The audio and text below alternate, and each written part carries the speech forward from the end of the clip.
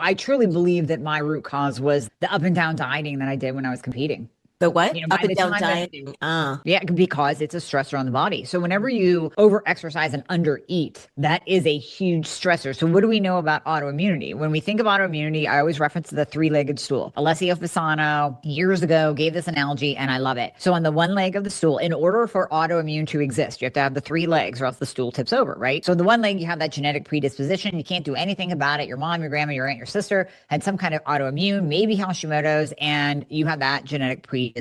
Or maybe you have another autoimmune condition. The other leg of the stool is leaky gut, which 99.999% of all of us have leaky gut because of the toxic soup world that we live in. Unless you're living like in the forest in a bubble and not exposed to anything that you don't grow or kill, you're being exposed and you probably have leaky gut. And then that third leg is the trigger. That's the stressor. So that can be anything from the stress that we talked about earlier, not sleeping, over fasting, but it can be under eating and over exercising as well. It can be hormonal shifts like pregnancy, perimenopause, menopause. So any kind of stressor is going to turn on that autoimmune switch from the opposition to the opposition. And for me, I truly believe it was over exercising and under eating because I did that over and over again in order to get ready for a show. No, it wasn't healthy. It was a challenge. It was part of the contest prep. It was part of me getting ready for the sport that I chose, but it still isn't healthy. I mean, it's like wrestlers. Like you think it's healthy for wrestlers to diet down and lose all their water? No, it's not healthy, but it's part of the sport. So same with competing in bodybuilding. It's part of the sport, but it causes issues. do a lot of athletes or bodybuilders have thyroid issues? Yeah, I would say yes. Sometimes it is because of what we do, and other times it's because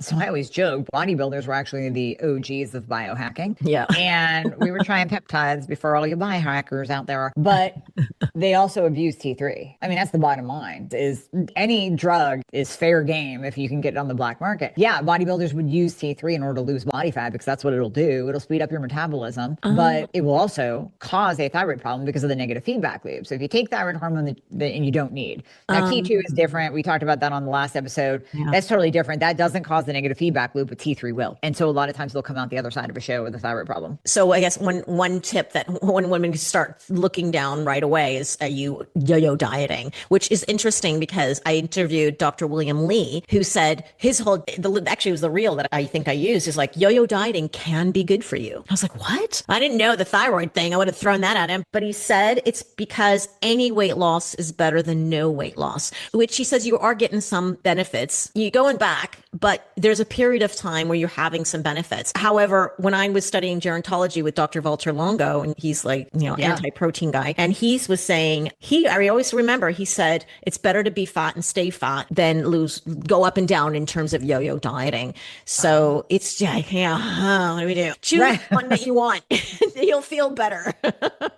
It's just crazy. Both will probably wreck your thyroid either way. Well, I can see William Lee's point in that if you can lose the weight and not rebound higher, and that's really, I mean, that's what my body used to do. That's why I would never, ever recommend competing ever, because you'll lose 20 and gain 30, and then you'll lose 30 and gain 40. So it's always like you're always gaining more because you're putting your body through hell. I mean, you're basically putting it in a starvation mode, even though you're not starving, your calories are super low. That old principle from like the 1980s, the starvation principle that you and I learned about way back when, that when you don't eat enough calories, your body says, hey, we're going to store this fat on your body for future famine.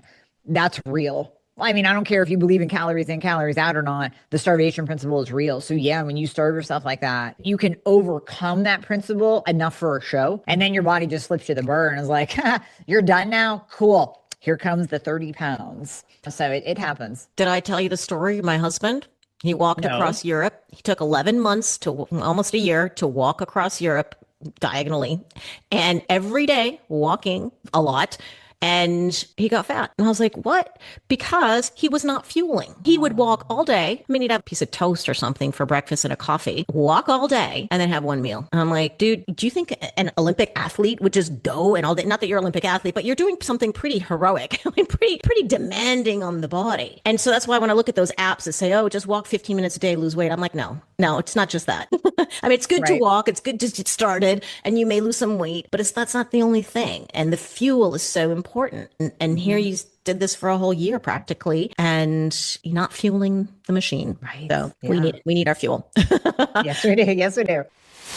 So if she's reading and she's just reading like the symptoms, and I do have wacky symptoms in there too. We always talk about the weight gain and the hair loss and the fatigue and this, but I also have migraines, frozen shoulder, joint pain, all of those symptoms that you wouldn't really think about, but they absolutely are tied to the thyroid. So she's reading through, she's like, oh my gosh, yes, I have all of these symptoms. Or maybe she already knows that she has a thyroid problem, but she still has the symptoms because she's not being treated properly. So next step is testing. I mean, you have to start with testing. Now, with that being said, I firmly stand on the belief that testing is data, but you are more than a lab value.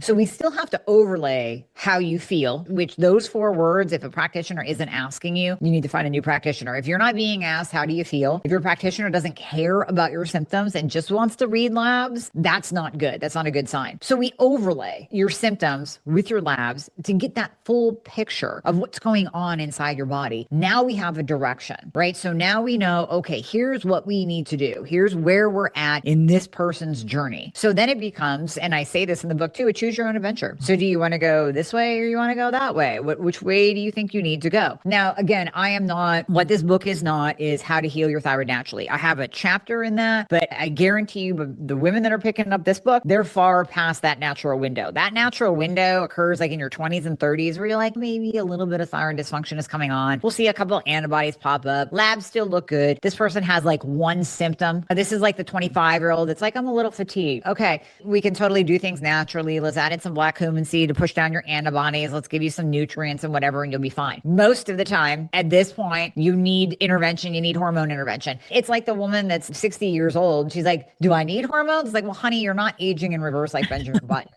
So probably the same thing. It's like once you get to a certain point, just add in the thyroid hormone because it's going to give you your life back. And the bottom line in all that we do, this entire podcast, the goal is to live our best life and be healthy while doing it. So in order to do that, we have to get rid of the symptoms. We can't live our best life if we're overweight. We can't live our best life if we're constantly focused on the hair that's coming out of our head. We can't live our best life if we're dragging ourselves through the day, taking another nootropic pill to hopefully light our brain up. So it's all about reducing symptoms. So once you get the testing done, now we can figure out what do we need to do? What do we need to do hormone replacement wise to move the needle for you? And then that's what we figure out. And then you sprinkle on the supplements for support. Absolutely. That's part of the foundation we're talking about. And then you can add in some of the biohacking, and that's fantastic. But unless you have the testing, unless you have the proper treatment, then all of this other stuff isn't going to work.